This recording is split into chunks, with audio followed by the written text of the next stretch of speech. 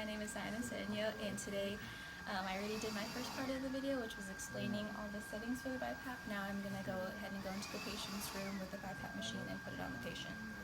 So like I stated before, you just want to check the patient's chart, see if the patient had any doctor's order for specific settings. You want to see if the patient was put on BiPAP before to see if they have a specific mask size, so you kind of get an idea of what mask size you want. So after I already set up all my equipment and I have my mask, I can go ahead and go in the patient's room. Hi, my name is Diana Daniel. I'm a respiratory resident. I'm here to put you on the BiPAP machine. And you would want to go ahead and get the 3 mLs of hand sanitizer, put gloves on. You would ask them what their first and last name and date of birth, and you would want to verify with their wristband. And then you would want to go ahead and assess your patient before you put them on the machine.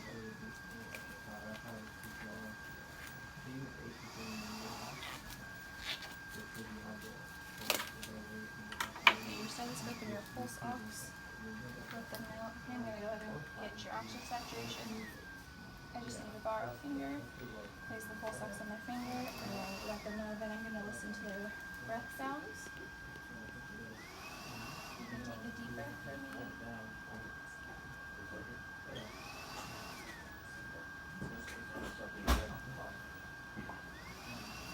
Alright.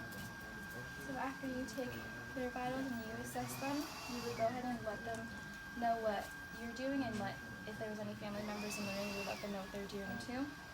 So I'm going to go ahead and put you on this BiPAP machine to help you breathe better. It may be a little bit uncomfortable at first, just because it's pushing pressure down into your airways, but it's going to help you breathe in the long run.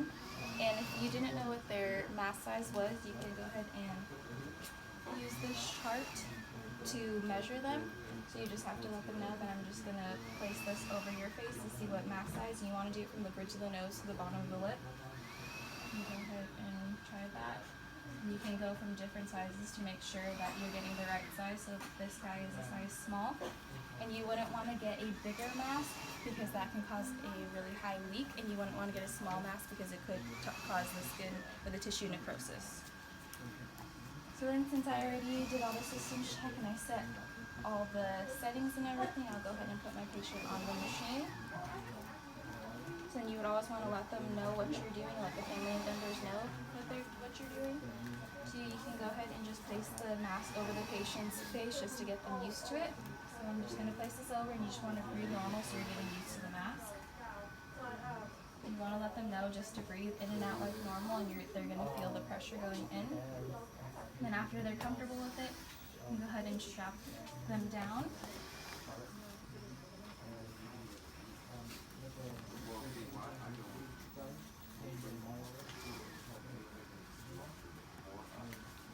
You can show the patient how to put the mask on and off just in case they need to vomit or they have secretions that they need to get out.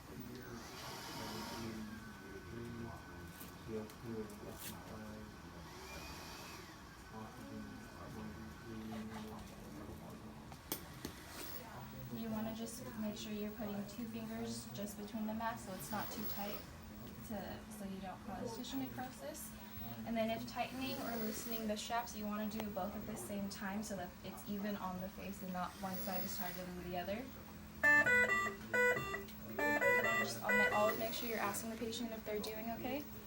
So now that they're okay, you can go ahead and do your settings.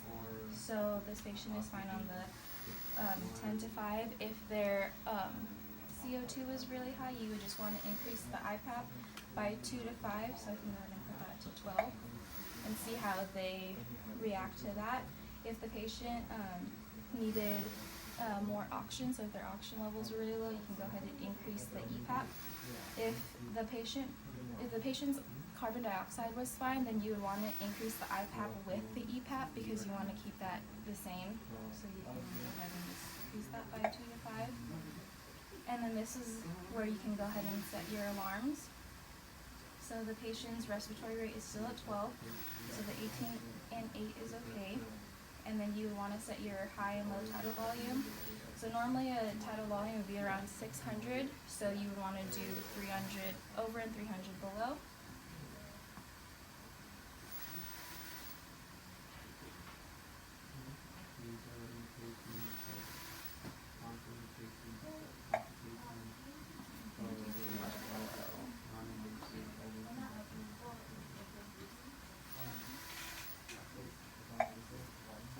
hip and lip would be based off your PIP. So the PIP is around 8, so you can just do 5 above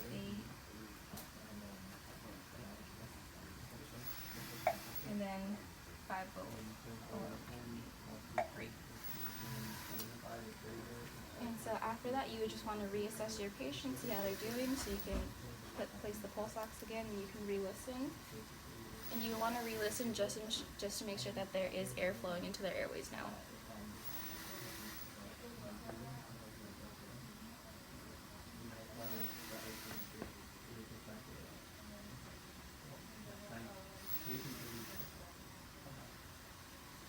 Alright, and then after the patient is stable and they're doing okay, you will want to go ahead and chart your alarms and your settings on your flow sheet, and you normally will just place it behind just to make sure that you're checking it periodically. You want to make sure the patient is doing okay, their saturation is okay. So then after that, you would make sure the patient is stable, and then ask them if they need anything. If they don't, then you can go ahead and leave the room. Take off your gloves, use the hand sanitizer again, and then you will just want to chart the settings, let the doctor know what you put the settings as, just in case they want to change it or make any adjustments. You would also, if the doctor wanted another ABG to make sure that the levels are doing good, you want to wait at least 30 minutes with the patient being on the machine, then you can take it.